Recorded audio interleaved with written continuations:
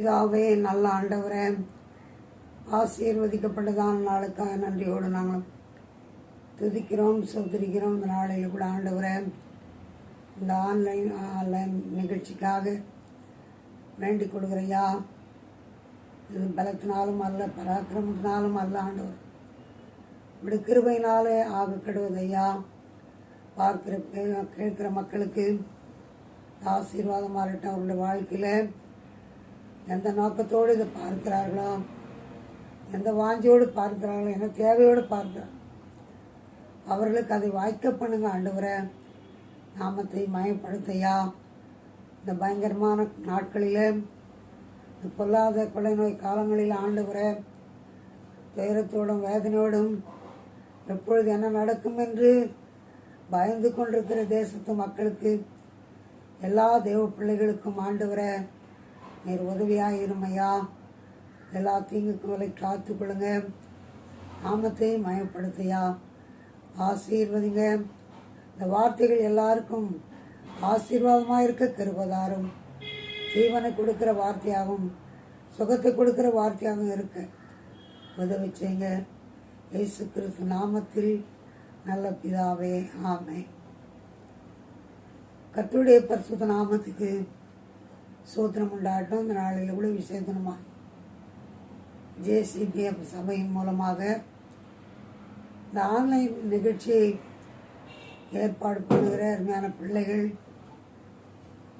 பாஸ்டருடைய பிள்ளைகள், அவர்கள் ஏற்பாடு செய்து ஆண்டுடைய அனுகூலமான துணையினாலே இந்த நாளில் இதன் மூலமாய் இந்த வார்த்தைகளை உங்களோடு கூட பகிர்ந்து கொள்ள தேவன் பாராட்டின கிருபைகளுக்காகவும், உங்களை பார்ப்பதில் அதிக சந்தோஷப்படும்படியாகவும் ஆண்டவர் பாராட்டின அன்புக்காக கர்த்தரை ஸ்தோத்திரிக்கிறேன். உங்களுக்கு என் வாழ்த்துக்களையும் சோத்திரங்களையும் என் மூலமாகவும் எங்கள் மூலமாகவும் உங்களுக்கு தெரிவித்துக் கொள்கிறோம்.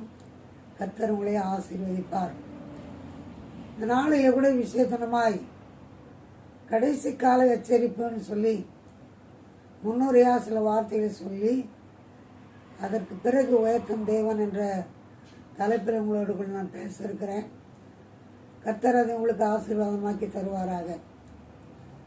ஏசாயா சொல்லும் பொழுது 13:6, 13:13, 24:1, 2:19, 20, செப்பனியா 1ஆம் அதிகாரத்தில் நாட்களை பற்றி, ஆமோஸ் 5ஆம் அதிகாரத்தில் தெருக்களில் ஐயோ ஐயோ என்ற சத்தம், எரேமியாவில் 32ஆம் அதிகாரம் 25வது வசனத்தில் பூமியில் ஒரு முனை துவங்கி மறுமுனை மட்டும் தேசத்தில் ஜனங்கள் புலம்புவார்கள். உலகம் முழுதுமாக இந்த வியாதியினால் பாதிக்கப்பட்ட மக்கள் அந்த நாளில் இந்தியா தேசத்தில், தமிழ்நாட்டில், இன்று சென்னை பட்டணத்தில் அநேக மக்கள் கொடூரமான வேதனையிலே, கொடூரமான மரணத்திலே காணப்படுகிறார்கள். கடைசி காலமானபடினாலே அநேகர் இந்த நோயிலிருந்து விடுதலை கிடைக்கும்படியாக அநேக பரிசுத்தவான்கள் ஜெபித்து கொண்டிருக்கிறார்கள். ஜெபித்து கொண்டிருக்கிறோம் நாங்களும். ஆக இந்த நாளில் இந்த ஆன்லைன் மூலமாக உயர்த்தும் தேவன் என்ற வார்த்தை உங்களுக்கு ஆசீர்வாதமாக இருக்க கர்த்தர் உதவி செய்வாராக. கர்த்தருடைய பரிசுத்த நாமத்துக்கு சோத்திரம் உண்டாட்டும். வேதத்தில் எத்தனையோ காரியங்கள் இருக்குது. ஆண்டவர் பாருங்க, மறக்கப்பட்டவர்களை ஆண்டவர் ராஜாக்களாக மாற்றியிருக்கிறார்கள். மறந்து போயிட்டாங்க, மறக்கப்பட்டவர்கள். தாய் தோமன் மறந்து விட்டாங்க, தாய் மறந்து விட்டார்கள். ஆனால் கர்த்தர் நினைக்கிறார் பாருங்க. தாழ்வில் நம்ம நினைத்தவரை வியாதியில், மரணப்படுக்கையில், ஒருவேளை யாருமே வரக்கூடாது கிட்ட, அந்த நிலையில் நீங்கள் எந்த இடத்துல இருந்தாலும் கர்த்தருடைய வார்த்தை உங்களை தேடி வரும். கர்த்தர் உங்களை தேடி வருவார். ஆபத்து காலத்தில் நீங்கள் கூப்பிடும்போது, அவரை அழைக்கும் போது, இந்த கொரோனா வியாதியிலிருந்து விடுதலை கிடைக்க ஆண்டவர் உதவி செய்வார். ஆகவே மறக்கப்பட்டவர்களை, உலகம் நம்மை மறந்து விடலாம், அதிகாரிகள் வேலை செய்கிற இடத்துல மறந்து விடலாம், புருஷன் மனைவியை மறந்து விடலாம், தாய் தோப்பன் பிள்ளைகளை மறந்து விடலாம். உலகத்தில் பெரிய பெரிய ஆட்கள் நினைக்கிற ஜனங்கள், ஏழைகளும் பரதேசிகளுமாக இருக்கிற மக்களை மறந்து விடலாம். ஆனால் வேதம் சொல்லுது, மறக்கப்பட்டவர்களை நினைக்கிற ஆண்டவர், மறக்கப்பட்டவர்களை உயர்த்துகிற ஆண்டவர், மறக்கப்பட்டவர்களை நினைத்து ஆசீர்வதிக்கிற ஆண்டவர். தாவீதின் காலத்தில் நாம் பார்க்கும் பொழுது 1 சாமுவேல் புஸ்தகம் 16ஆம் அதிகாரம் 11, 12 வாசிக்கும் பொழுது வாசிக்க கேட்போம். உன் பிள்ளைகள் இவ்வளவுதானா என்று ஈசாயை கேட்டான். அதற்கு அவன், இன்னும் எல்லாருக்கும் இளையவன் ஒருவன் இருக்கிறான், அவன் ஆடுகளை மேய்த்து கொண்டிருக்கிறான் என்றான். அப்பொழுது சாமுவேல் ஈசாயை நோக்கி ஆள் அனுப்பி அவனை அழைப்பி, அவன் இங்கே வருமட்டும் நான் பந்தி இருக்க மாட்டேன் என்றான். ஆள் அனுப்பி அவனை அழைப்பித்தான். அவன் சிவந்த மேனியும் அழகிய கண்களும் நல்ல ரூபமுள்ளவனாயிருந்தான். இவ்வளவு தானா என்று கேட்கிற அளவுக்கு அந்த தகப்பனுக்கு நினைவில்லை, தாய்க்கு நினைவில்லை. கூட பிறந்தவர்களுக்கும் இன்னும் ஒரு தம்பி இருக்கிறான்னு சொல்லி கூப்பிடணும்னு சொல்லி நினைவில்லை. ஆனால் ஆண்டவர் மறக்கப்பட்ட தாவீதை மனிதர்கள் மறந்துட்டாங்க, தகப்பன் மறந்துட்டாரு, கூட பிறந்தவங்க மறந்துட்டாங்க, எல்லாரும் அவர் நினைக்கவே இல்லை. ஆனால் தாவீதை ஆண்டவர் நினைவு கூர்ந்தார் பாருங்க. ஆண்டவர் மறந்து போன அந்த மகனை, தாய் தகப்பனால் மறக்கப்பட்ட அந்த மகனை, தாய் தகப்பன் வெறுத்து பண்டிகைக்கு கூப்பிடாத அந்த மகனை ஆண்டவர் இந்த நாளிலே பாருங்க, எத்தனையோ பேர் நோய் வந்த உடனே கிட்ட வராமல் மறந்துருப்பாங்க, போனால் அந்த வியாதி வந்துடும் சொல்லி வராமல் இருப்பாங்க. அன்பா நேசித்த புருஷன் வரமாட்டார், அன்பா பணிவிடை செய்த மனைவி வரமாட்டாங்க, அன்பா நேசித்த பிள்ளைகள் கிட்ட வந்து பார்க்க மாட்டாங்க.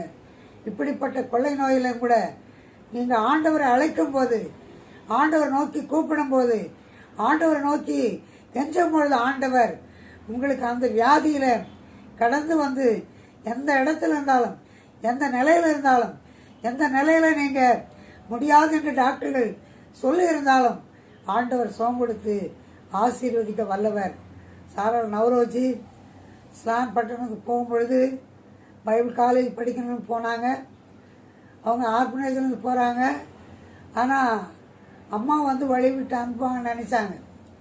அந்த ரயில்வே ஸ்டேஷனில் ரொம்ப நேரம் பார்த்தாங்க, அம்மா வரவே இல்லை. ஆனால் ட்ரெயின் வந்துடுச்சு, ட்ரெயினில் ஏறிட்டாங்க. ஏறிட்ட பிறகு தான் அவங்க அம்மா வேகமாக ஓடி வந்தாங்க. அந்த அம்மா பார்க்கல, ஆனால் சாரல் நவரோஜ் அம்மா பார்த்தாங்க. அப்போ தான் அவங்க அந்த பாட்டு பாடினாங்க, என்னை மறவா ஏசுநாதா அப்படின்னு சொல்லி. இன்றைக்கும் ஒருவேளை தாயின் அன்பு அதிகமாக இருக்கலாம், அதை காட்டிலும் அன்பு கூறுகிறவர் நம்முடைய ஆண்டவர், அதை காட்டில் நேசிக்கிற ஒரு தெய்வம் நம்முடைய ஆண்டவர்.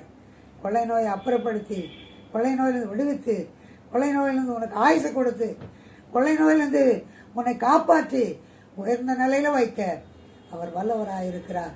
இந்த நாளிலும் தெய்வ பிள்ளைகளாகி நம்முடைய வாழ்க்கையில் இந்த வார்த்தை வேதத்திலிருந்து கொடுக்கிற வார்த்தை, சத்தியமுள்ள வார்த்தை.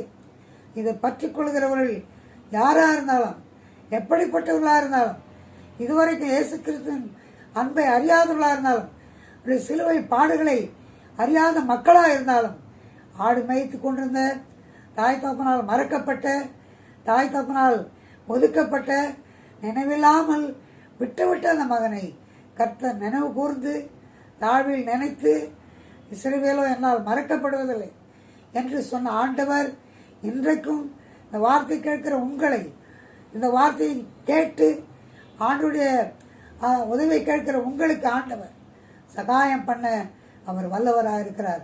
நம்மை மறக்காத ஒரு தெய்வம். மறக்கப்பட்டவர்களை உயர்ந்த நிலையில் வைப்பது தேவனுக்கு பிரியமாக இருக்கிறது. ஒருவேளை பிரியமானவர்களே, இந்த வார்த்தை கேட்கிற நீங்களும் நானும் கூட ஒரு காலம், அதாவது கடந்த வருஷத்தில் ஆகஸ்ட் மாதம் 30ஆம் தேதி ஆண்டவர் என்னிடத்தில் சொன்னார், நாளைக்கு நீ என் கூட இருப்பேன்னு சொல்லி. என் கூட இருப்பேன்னு சொன்னார். நான் சொன்னேன், இப்போ மட்டும் நான் யார் கூட இருக்கிறேன் ஆண்டவரே? இந்த ஒரு வார்த்தை தான் நான் பதறி பேசினேன். ஆனால் எனக்கு மனசு சரியில்லை, ஆண்டவர் இப்படி கேட்கமே அப்படின்னு சொல்லி. ஆனால் மறுநாள் எங்களுடைய தம்பி ஒருத்தர் இருக்கார், அவரை கூப்பிட்டு, எங்கள் சகோதரி கூப்பிட்டு, நாளைக்கு நான் கட்டாயம் இறந்துருவேன், நாளைக்கு எனக்கு மரணம்னு ஆண்டவர் சொல்லியிருக்கிறாரு, அவரை கூட இருப்பேன்னு சொல்லியிருக்கிறாரு, ஆகவே நாளைக்கு நான் இறந்துருவேன், நீங்கள் தயவு செய்து நான் என்ன சொல்கிறேன்னா அதன்படி நடந்து சொன்னேன். ஆண்டவர் பாருங்கள், என்னுடைய கண்ணீர் நான் அழவே இல்லை, என்னை காப்பாற்றுங்கன்னு சொல்ல, ஆண்டவர் உங்களுக்கு பிரியம் இருந்தால் என்னை எடுத்துக்கொள்ளுங்கன்னு சொன்னேன். ஆனால் ஒரு வார்த்தை சொன்னேன், எனக்கு ஒரு நோயும் இல்லை, ஒரு பலவீனமும் இல்லை, நான் எப்படி செத்து போவேன், எனக்கே புரியலையான்னு சொன்னேன். ஆனால் அப்போவே எனக்கு இந்த கொரோனா வியாதி ஆரம்பிச்சது. அந்த நேரத்தில் மறுநாள் 1ஆம் தேதி ஆண்டவர் சமூகத்தில் வாக்குறுத்தார நடத்தினேன். ஒரு கடையில் போய் ஜாம் பண்ணிவிட்டு உடனே வீட்டுக்கு வந்தவுடனே அந்த நோய் ஆரம்பிச்சிச்சு. என்னால் நிலை கொள்ள முடியல. உடனே சாயந்தரம் வரைக்கும் ஒரு ஹாஸ்பிட்டலில் இன்ஜெக்ஷன் பண்ணாங்க. அப்படியே வீட்டில் வந்தேன், அவ்வளோதான், நிலை கொள்ளாத பல்ஸ் எல்லாம் இறங்கிடுச்சு, ஆக்சிஜன் குறைஞ்சிடுச்சு, செத்துருவான்னு இவங்களே முடிவு பண்ணாங்க. ஹாஸ்பிட்டலுக்கு போனாலும் எல்லா ஹாஸ்பிட்டலையும் சேர்க்க மாட்டேன்னாங்க. ஆனால் ஆண்டுடைய தயவுனால ஒரு ஹாஸ்பிட்டலில் சேர்த்து முடியாதுன்னு சொன்ன நேரத்தில் ஆண்டவர் எனக்கு உயிர் கொடுத்து அவர் காப்பாற்றினாருங்க. அவர் சொன்ன வார்த்தை நான் எதிர்த்து பேசினேன், அது எவ்வளோ பெரிய தவறு.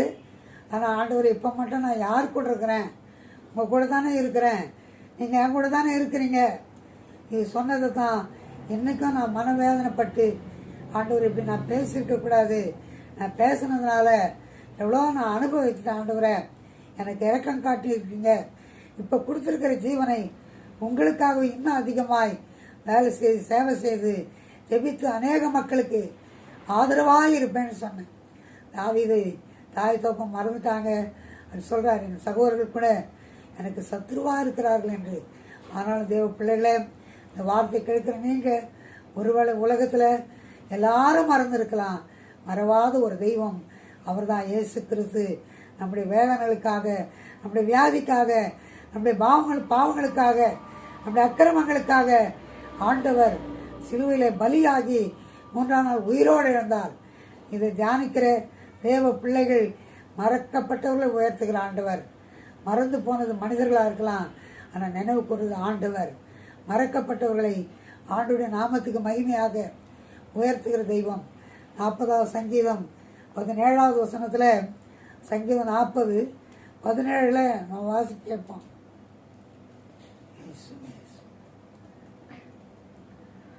நான் சிறுமையும் எளிமையும் ஆனவன், கர்த்தரோ என் மேல் நினைவாயிருக்கிறார். தேவரீர் என் துணையும் என்னை விடுவிக்கிறவருமாயிருக்கிறீர், என் தேவனே தாமதியாதேயும். நான் சிறுமையும் எளிமையுமானவன், கர்த்தரோ என் மேல் நினைவாயிருக்கிறார் என்று சொல்றாரு. சங்கீதம் 115 கர்த்தர் நம்மை நினைத்திருக்கிறார் சொல்றாருங்க. தகப்பன் மறந்து விட்ட அந்த மகனுக்கு, தாய் எங்க இருக்கிறாங்கன்னு தெரியாத அந்த மகனுக்கு, தாய் தகப்பன் மறந்து விட்ட அந்த மகனுக்கு ஆண்டவர் அவர் நினைச்சாருங்க. ஆனால் அந்த சங்கீதத்தில் முழுவதுமாய் நீங்கள் வாசித்தீங்கன்னா கர்த்தர் நினைத்தார் நினைத்தார் என்று அநேக இடங்களிலே எழுதுகிறார். கர்த்தர் என்னை நினைத்தார், கர்த்தர் என்னை நினைத்தார், அவர் என்னை மறக்கலை, அவர் என்னை மறக்கலைன்னு சொல்கிறாருங்க. இன்றைக்கும் தெய்வ பிள்ளைகளாகிய நம்முடைய வாழ்க்கையில் மறவாத ஒரு தெய்வம், மறவாத ஒரு நேசர், மறவாத ஒரு தெய்வம், நமக்காக பாடுகளை ஏற்றுக்கொண்டவர், நமக்காக பாட அனுபவித்தவர், நம்முடைய உயர்வுக்காக, நம்முடைய மேன்மைக்காக, நாம் உயர்ந்திருக்கும்படியாக, நாம் சிறந்திருக்கும்படியாக சிலுவையில் பலியாகி விதமான சுதந்திரத்தை சம்பாதித்து கொடுத்த ஆண்டவர், பரிசுத்தவான்களுடைய சுதந்திரத்தில் பங்கடையும்படியாக தெரிந்து கொண்ட தெய்வம் இன்றைக்கும் நம் மத்தியில் இருக்கிறாருங்க. ஆகவே மறக்கப்பட்டவர்களை உயர்த்துகிற ஆண்டவர். ஒருவேளை இந்த வார்த்தை கேட்கிற தேவ பிள்ளைகள், ஒருவேளை நீங்கள் 10 பேரில் ஒருத்தராக இருக்கலாம், உங்கள் தாய் தகவல் 9 பேர் நினைக்கலாம், உங்களை மறந்துருக்கலாம். தேவனுடைய பிள்ளைகளை வேதனைப்படாதீங்க. கர்த்தர் உங்களை நினைக்கிறார், கர்த்தர் உங்களை ஆசீர்வதிப்பார், கர்த்தர் உங்களை தாழ்வில் நினைக்கிறாருங்க. 136ஆம் சங்கீதம் 23வது வசனத்தில் தாவீது சொல்றார், நம்முடைய தாழ்வில் நம்மை நினைத்தவரை துதியுங்கள் என்று சொல்றாருங்க. தாழ்வில் நினைக்கிறது நம்முடைய தேவனாக இயேசு கிறிஸ்து. இந்த நாளில் கூட தெய்வ பிள்ளைகளாக உங்களுடைய வாழ்க்கையில் ஆண்டவர் எவ்வளோ பெரிய வல்லமுள்ள தேவன். அவர் வானத்தில் இருக்கிறார், பூமியில் இருக்கிறோம். ஆனால் கர்த்தர் நம்ம நினைக்கிறாருங்க. இறங்கி வருகிற ஆண்டவர். அப்போது நான் பவுல் சொல்லும் பொழுது கூட, நான் உங்களை நினைக்கிற பொழுதெல்லாம் என் தேவனை சோத்திருக்கிறேன்.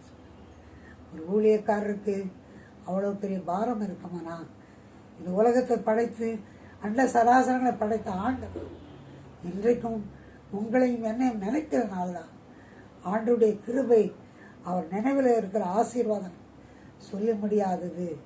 மறந்து போன தாய் தோப்பன் அல்ல, மறந்து போன சகோதரர்கள் அல்ல, எதிர்த்து போராடுகிற மக்கள் அல்ல. கர்த்தர் நம் பட்சத்தில் வந்து நம்மை உயர்த்துகிற ஆண்டவராக இருக்கிறார். இன்றைக்கும் எத்தனையோ பேரை சொல்ல முடியும். என்னோட பிள்ளைகளாகி நம்முடைய வாழ்க்கையில் அநேக மக்கள் இருக்கிறாங்க. அநேக மக்கள், ஒன்றுமில்லாத இருந்த அநேக மக்களை ஆண்டவர் உயர்த்தினார். எத்தனையோ மனிதர்கள், பரிசுத்தவான்கள், செல்வந்தராக இருக்கிறாங்க. ஒரு காலத்தில் ஒரு தேவ மனுஷன் சைக்கிளில் பெடல் இல்லாமல் ஓட்டினார். சைக்கிளில் பெடல் இல்லை அவருக்கு, ஆனால் அந்த சைக்கிளில் ஓட்டியிருந்தவர் ஒரு பெரிய ஃப்ளைட் வாங்கி, அமெரிக்க ஜனாதிபதி வச்சிருக்கிற அந்த ஃப்ளைட் மாதிரி அவர் வாங்கினார். எந்த அளவுக்கு ஆண்டவர் உயர்த்திருக்கிறார் பாருங்கள்.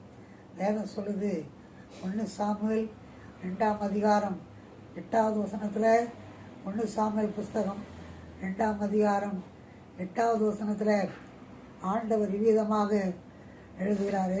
அவர் சிறியவனை புழுதியிலிருந்து எடுத்து எளியவனை குப்பையிலிருந்து உயர்த்துகிறார். அவர்களை பிரபுக்களோடு உட்காரவும் மகிமையுள்ள சிங்காசனத்தை சுதந்தரிக்கவும் பண்ணுகிறார்.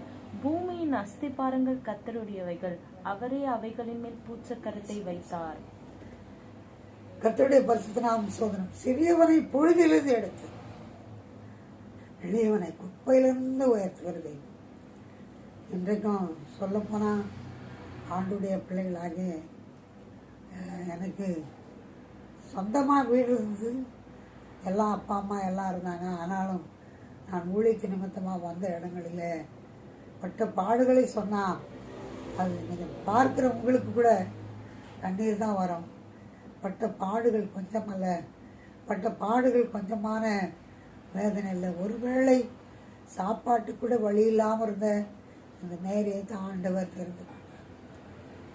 ஒருவேளை சாப்பாட்டு கூட வழி இல்லாமல், படுக்கிறதுக்கு நல்ல பாய் இல்லாமல் பேப்பர் போட்டு படுத்து அந்த சகோதரியை ஆண்டவர் இந்த நாளிலே அவர் இப்படியாய் எனக்கு பண செல்வாக்கு இல்லைனாலும் ஆண்டுடைய ஊழியத்தில் ஒரு செல்வாக்கு ஆண்டு கொடுத்து, எத்தனையோ பேர் கிடைக்காத ஒரு பெரிய ஸ்லாக்கியத்தை ஆண்டவர் எனக்கு கொடுத்துருவேன். இன்றைக்கும் அந்த ஏழ்மையான வழியில தான் நான் வாழ்ந்து கொண்டிருக்கிறேன்.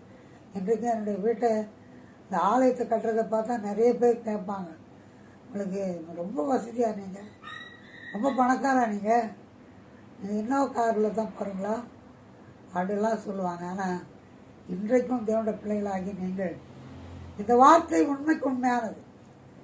கர்த்தர் எந்த நிலையில் என்னை தெரிந்து கொண்டாரோ அதுலேருந்து கொஞ்சம் கூட மாறாமல் தான் இருக்கிறேன். அப்படியே கர்த்தர் என்னை எந்த நிலையில் தெரிந்து கொண்டாரோ அந்த நிலையில ஊழியம் வளர்ந்துருக்குது, சபைகள் தான் பெருகி இருக்குது, மக்கள் தான் பெருகி இருக்கிறாங்க, ஊழியக்காரர்கள் தான் பெருகி இருக்கிறாங்க. ஆனால் சகோதரி மேரியுடைய குடும்பம் பெருகவே இல்லை. செல்வாக்கோ சுகபோகமோ மற்ற எந்த காரியமோ இன்றைக்கும் அதே நிலைமையில தான் ஆண்டவருக்கு மகிமையாக வாழ கர்த்தர் எனக்கு உதவி செய்திருக்கிறார். கர்த்தருடைய பரிசுத்த நாமத்துக்கு சோத்திரம் உண்டாட்டம். என்னோட கூட ஒரு 10 பேர் இருக்கிறாங்க. எல்லாம் வயசானவங்க, தாய் தோப்பம் இல்லாதவங்க, யாரும் இல்லாதவங்க, அப்படி தான் இருக்கிறாங்க. ஆனால் ஒருத்தர் அதாவது ரொம்ப முடியாமல் இருக்கிறாங்க, கொரோனா வியாதி எல்லாரும் பயப்படுறதுனால அவங்கள தான் நாங்கள் கடினமாக பேச வேண்டியதாக இருக்குது. ஆனால் மற்றவர்களோடு இன்றைக்கும் அதே நிலையில தான் நாங்கள் எல்லாரும் ஒரு தாய் பிள்ளைகளை போல இருக்கிறோம். கர்த்தர் எங்களுக்கு எந்த நிலையில் வைத்தாலும் அவரை பாடி துதிக்க கர்த்தர் உதவி செய்திருக்கிறார். ஒருவேளை இந்த வார்த்தை கேட்குற நீங்கள் மறக்கப்பட்ட அனுபவத்தில் இருக்கலாம், மறக்கப்பட்ட நிலையில் இருக்கலாம், மறக்கப்பட்டவர்களாக இருக்கலாம், சொத்துல உங்களுக்கு மறந்து போயிருக்கலாம், வீட்டில் உங்களுக்கு மறந்து போயிருக்கலாம், வேலை ஸ்தலத்தில் உங்களை மறந்து போயிருக்கலாம். ஆனால் உயர்த்துகிற ஆண்டவர், தாவீதை உயர்த்தின ஆண்டவர், தாவீதை உயர்த்தின ஆண்டவர், மறக்கப்பட்ட தாய் தகப்பனால மறக்கப்பட்ட தாவீதை உயர்த்தின ஆண்டவர் இன்றைக்கு அந்த வார்த்தை கேட்கிற உங்களையும், மறந்த குடும்பத்தில் நீங்கள் வாழ்ந்தாலும், மறந்த குடும்பத்தில் நீங்கள் பிறந்திருந்தாலும், கர்த்தர் உங்கள் மேல் நினைவாக இருந்து உங்களை உயர்த்தி ஆசீர்வதிக்க அவர் வல்லவராக இருக்கிறார். இரண்டாவதாக யோசேப்பை குறித்து நாம் பார்க்கிறோம். தள்ளப்பட்டவர் அவர். இன்றைக்கும் பார்க்கும்போது ஆதியாம் புஸ்தகம் 37வது அதிகாரம் 24வது வசனம் வாசி கேட்கலாம். 24வது வசனம். அவனை எடுத்து அந்த குழியிலே போட்டார்கள், அது தண்ணீர் இல்லாத வெறும் குழியா இருந்தது. பாருங்க, யோசேப்பு எடுத்துன்னு எழுதப்படுது. எடுத்து அப்படின்னா ஒரு குழந்தை மாதிரி இந்த சகோதரர்கள் தூக்கி அவரை அந்த வெறும் குழியில, தண்ணி இல்லாத குழியில அவரை போட்டிருக்கிறாங்க. பாருங்க, எவ்வளோ பெரிய இது, எவ்வளோ பயங்கரமான ஒரு சம்பவம். தள்ளப்பட்டவர்களை 118ஆம் சங்கீதத்தில் தள்ளப்பட்ட கல்லேன்னு எழுதப்பட்டது. மூளைக்கு தலைக்கு மூளைக்கல்லாயிற்று என்று எழுதப்பட்டது. தள்ளுண்டவர்களை கர்த்தர் சேர்த்துக் கொள்கிறார் என்று எழுதப்பட்டது. தள்ளப்பட்ட மனிதனாகிய யோசேப்பை ஆண்டவர் உயர்த்தினார்கள். அவருடைய பரிசுத்தத்தை கொண்டு, அவருடைய பரிசுத்த வாழ்க்கை கொண்டு, அவருடைய பரிசுத்த ஜீவியத்தை கொண்டு, எந்த நிலையில் இருந்தாலும் தன்னுடைய பரிசுத்தத்தை இழக்காத தெய்வ மனுஷன் உயர்த்தப்பட்டார். அத்தனை உபத்திரவன் மத்தியிலும், அத்தனை வேதனைகள் மத்தியிலும் 105வது சங்கீதத்தில் அந்த வார்த்தை வசனம் அவரை புடமிட்டதான். கால்களிலே விலங்கு போட்டிருந்தார்கள். 105வது சங்கீதத்தில் 18-19 அவன் கால்களை விலங்கு போட்டு ஒடுக்கினார்கள், அவன் பிராண நிரும்பில் அடைப்பட்டிருந்தது. கர்த்தர் சொன்ன வார்த்தை நிறைவேறும் அளவும் அவருடைய வசனம் அவனை குடமிட்டது.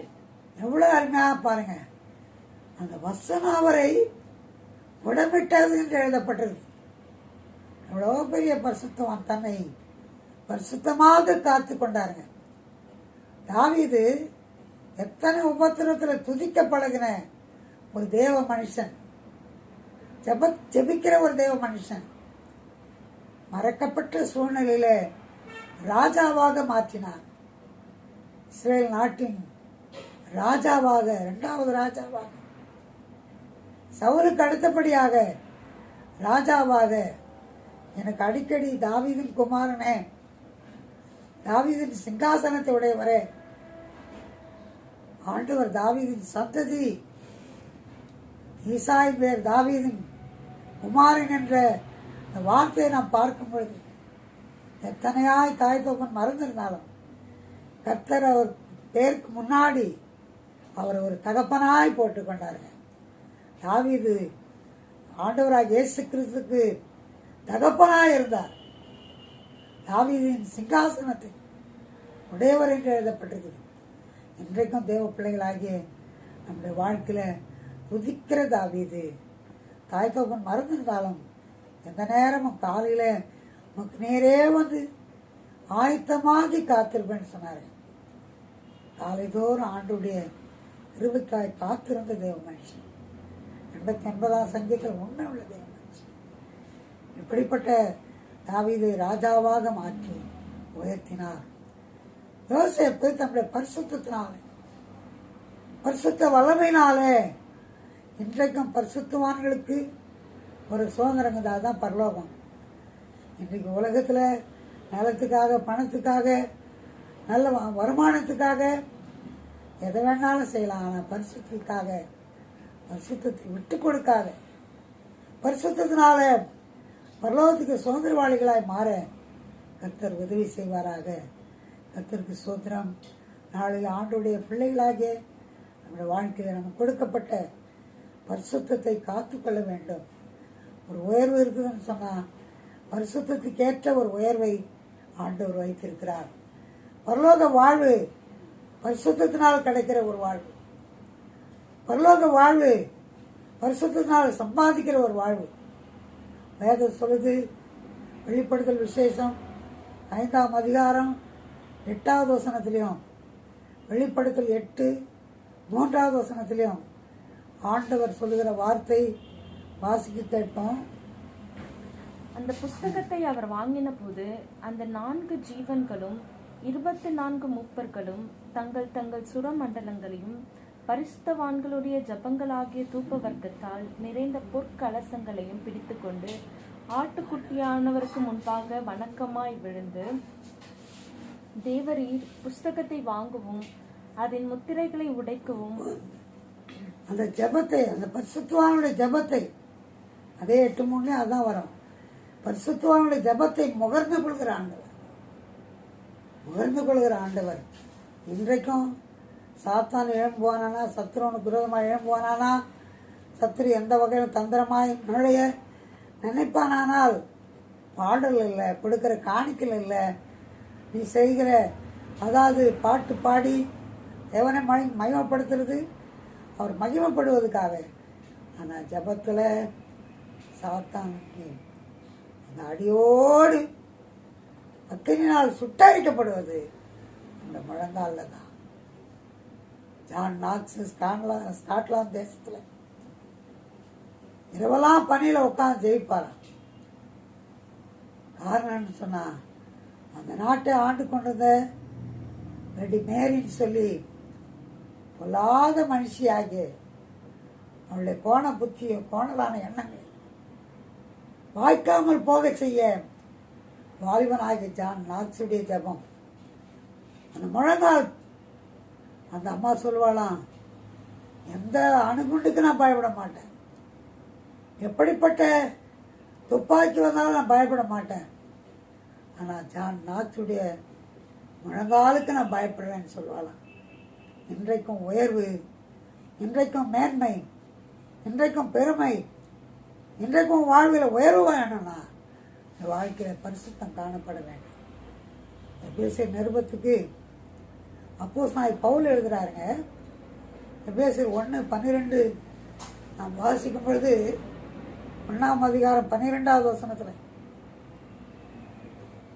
12, தமது சித்தத்தின் ஆலோசனைக்கு தக்கதாக எல்லாவற்றும் நடப்பிக்கிற அவருடைய தீர்மானத்தின்படியே நாங்கள் முன் குறிக்கப்பட்டு கிறிஸ்துவுக்குள் அவருடைய சுதந்திரமாகும்படி தெரிந்து கொள்ளப்பட்டோம்.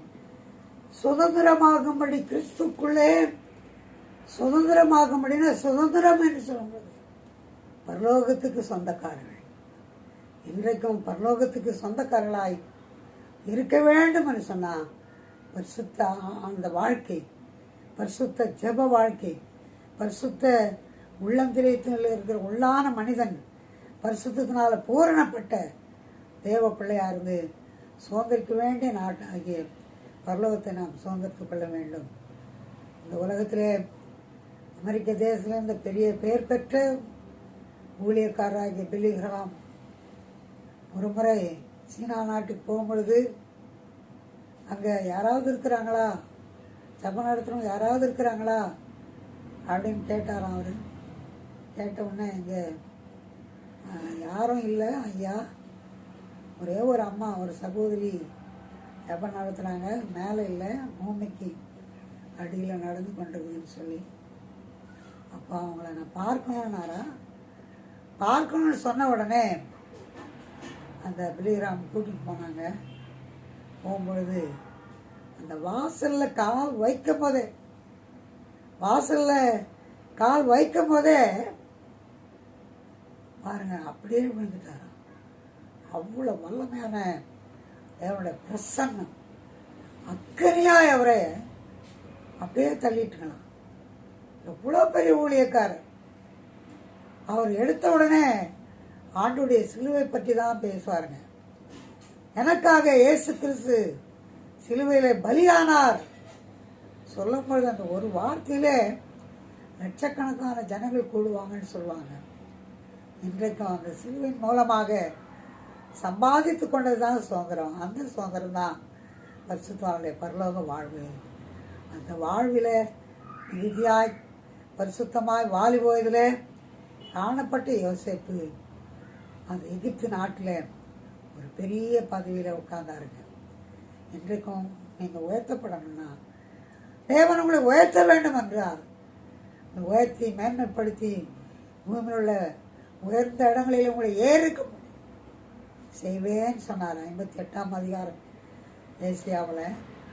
இந்த நாளில் பரிசுத்தத்தை காத்துக்கொள்ள வேண்டும். பரிசுத்தத்தை காத்துக்கொள்கிற தேவ பிள்ளைகள் உயர்த்தப்படுவார்கள்.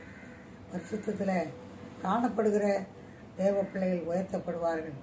பரிசுத்தமாக இருந்ததுனால கர்த்தர் அவரை உயர்த்தினார், யோசேப்பை உயர்த்தினார்.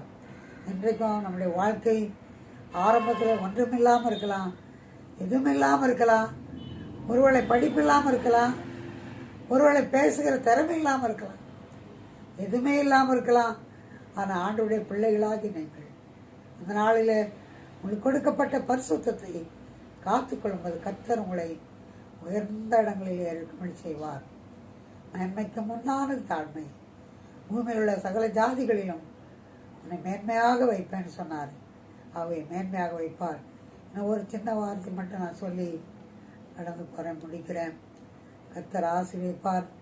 துதித்த ஜெபித்த தாய் தகப்பனால் மறக்கப்பட்ட தாவீதை இஸ்ரவேல் நாட்டுக்கு முழுவதும், எருசலேம் முழுவதும் ராஜாவாக்கினார்.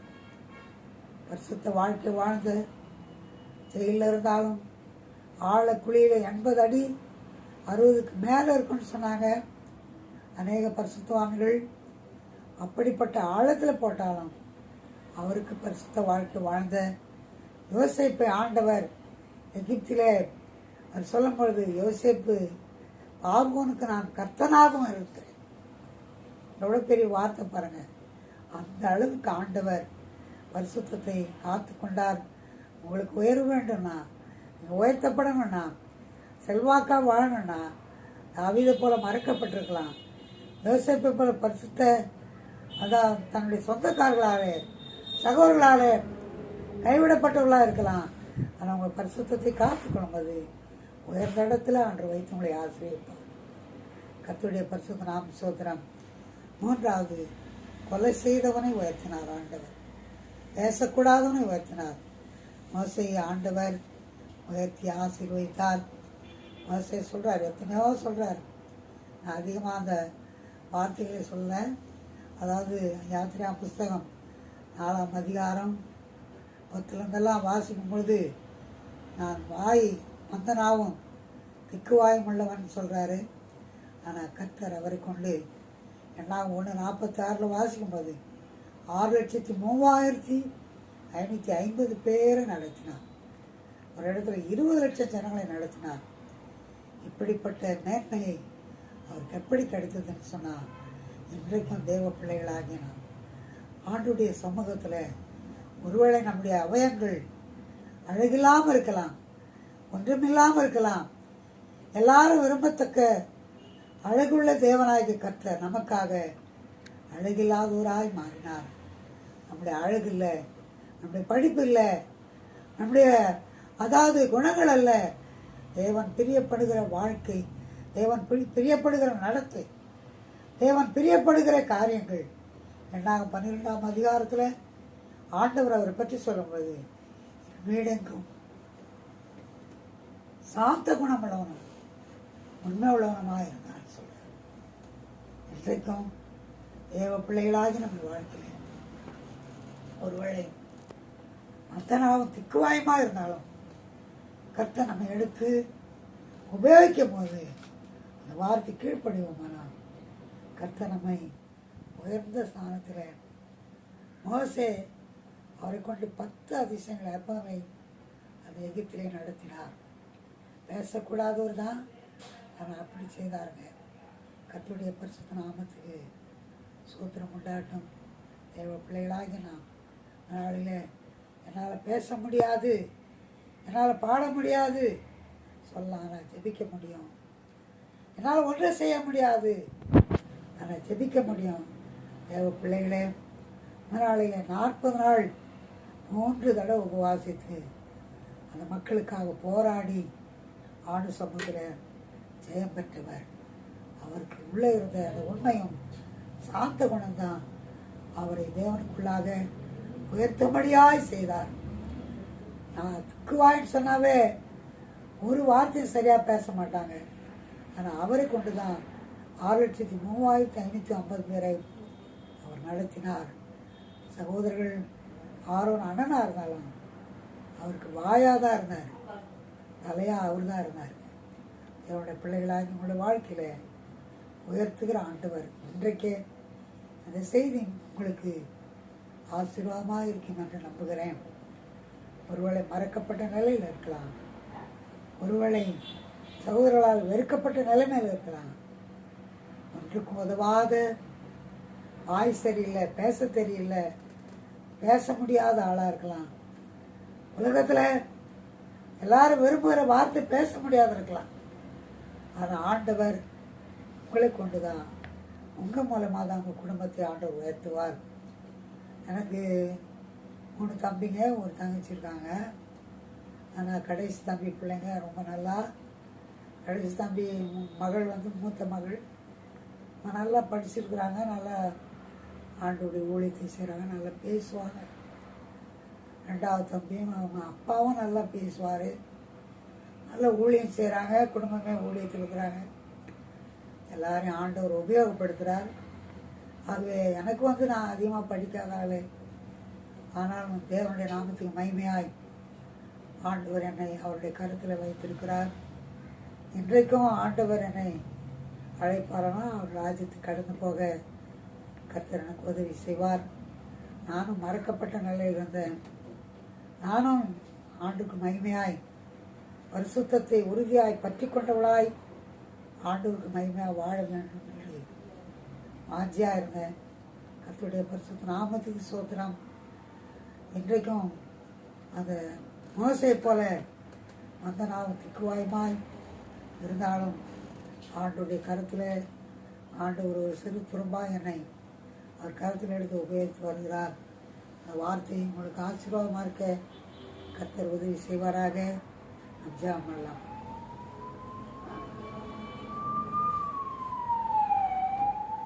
பரலோக பிதாவே, நல்ல ஆண்டவரே, ஆசீர்வதிக்கப்பட்டதான நாளுக்காய் நன்றியோடு நாளுமே துதிக்கிற ஆண்டவரே. இந்த நாளில் கூடயா மறக்கப்பட்ட தாவீதை உயர்த்தின ஆண்டவர், இந்த வார்த்தையை பார்க்கிற ஆண்டவரே, இந்த செய்தி கேட்கிற மக்களை நீங்கள் உயர்த்தின ஆண்டவரேப்பா.